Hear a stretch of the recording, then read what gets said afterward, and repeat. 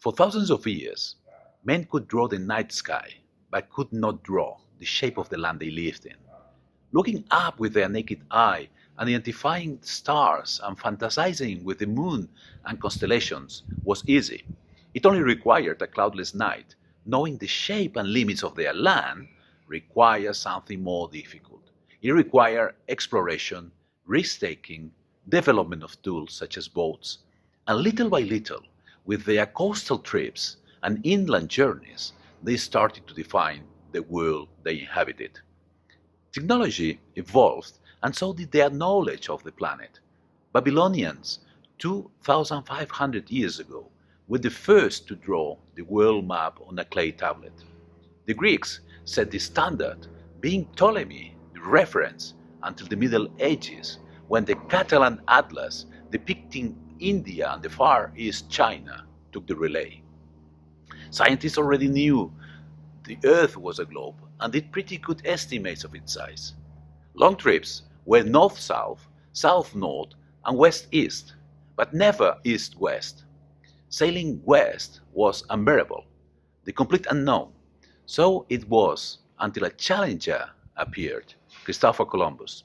He wanted to reach the Far East Cipango, current Japan, establishing a new route. History tells that Columbus miscalculated some assumptions and estimated the distance between the Canary Islands and Cipango of about 4,000 kilometers.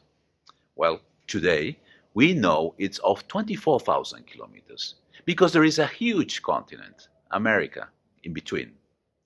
This discovery changed the history of our planet in all domains, and certainly the science of cartography. Today, in 2020, we need a whole new cartography. The maps brands, companies, and institutions have been using to size, define, and describe our societies have been dramatically outdated. The way we have been representing our people's preferences and behavior needs an urgent revision, because it's not only due to the direct effects of COVID, but also the acceleration it has induced to the already existing deep transformation driving our societies.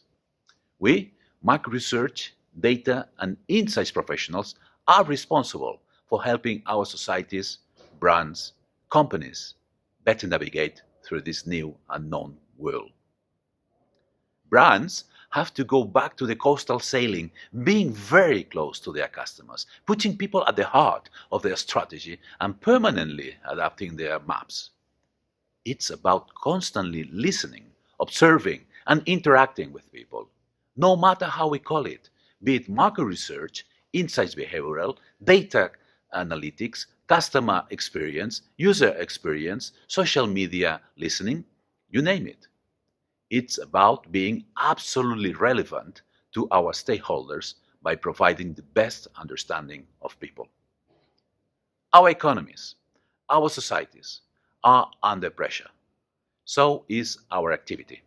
The acceleration of the process of decision making, the pressure on costs and delivery must not be made at the sacrifice of quality and rigor, the attributes that have distinguished our profession. It's our mission to be well adapted to the market needs while keeping our batch of quality. We all know that not all data is good data. In the era of the fake news, it is key to differentiate between fake data and real data. And let me refer again to the ad tech industry, massively based on third-party data. According to a study by the MIT, Group M, and the Melbourne Business School, the accuracy of programmatic data is flawed. The two most accurate data sets are gender, with a 50% of accuracy, and age, with a 25%. According to the marketing strategist Peter Weinberg, the wasted ad spend due to the inaccuracy of the third-party data that flows through programmatic pipelines is of $7 billion due to bad targeting and $6 billion coming from bots, not real people. People's data and their motivational context are raw material for us.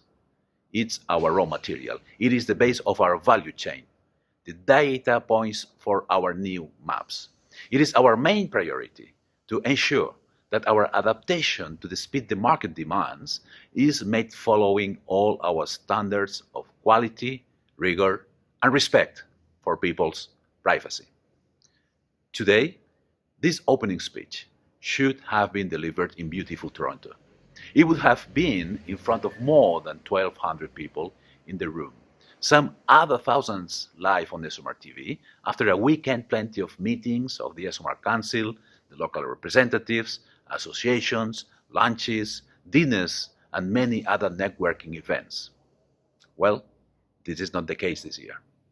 We might not be able to drink the same wine or to sit next to each other in the big fancy conference room. But we can come together, have the unique opportunity to enjoy the best of the data, insights, and market research community. Today, we kick off this digital festival with a record of registrations from all over the world.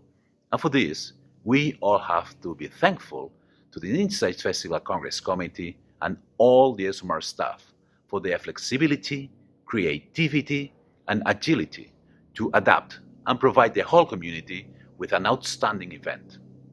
Thanks for showing us the so needed explorer and experimentational moods in practice. We may be physically apart, but we are together as a strong, creative, and stimulating community. Let's all get the inspiration, resources, connections, and motivation to redraw our societies, our businesses, and our personal maps. Let's enjoy this ESOMAR Insights Festival.